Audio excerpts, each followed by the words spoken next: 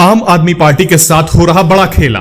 दिल्ली के एमसीडी चुनाव को लेकर परेशान आप। गुजरात या दिल्ली किसे चुनेगी आप? दिसंबर में चुनाव होने पर टेंशन में आप।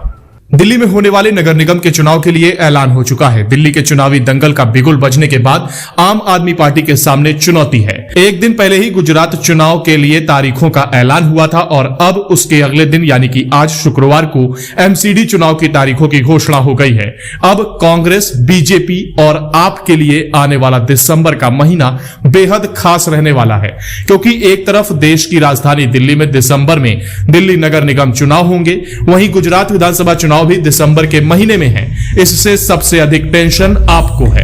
आप पार्टी जहां पंजाब में ऐतिहासिक जीत दर्ज करके अपनी पैर जमाने के लिए गुजरात में एक्टिव है, तो वहीं अब नगर निगम चुनाव की तारीखों ने उसकी टेंशन बढ़ा दी है, क्योंकि जहां गुजरात और दिल्ली एमसीडी में बीजेपी का पिछले 15 सालों से कब्जा है, वहां पर आपको अब नई रणनीति तैयार करनी पड़ेगी, क्योंकि गुजरात और दिल्ली नगर निगम के चुनाव एक समय पर होने वाले हैं।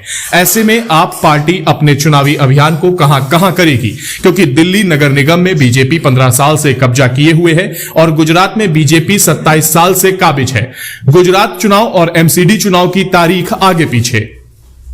गुजरात में 2 चरणों में चुनाव होंगे। पहला चरण 1 दिसंबर और दूसरा चरण 5 दिसंबर को होगा। वोटों की गिनती 8 दिसंबर को होगी। वहीं एमसीडी चुनाव 4 दिसंबर को होंगे और नतीजे 7 दिसंबर को आएंगे। अब ऐसे में आम आदमी पार्टी को खासा जोर लगाना पड़ेगा। अगर संगठनात्मक लिहाज से देखें तो बीजेपी आम आदमी पार्टी से काफी बड़ी है। बीजेपी की जड़ें जहां गुजरात में पहले से मजबूत है, वहीं आम आदमी पार्टी जमीन तलाश रही है। जाने क्या बोले अरविंद केजरीवाल।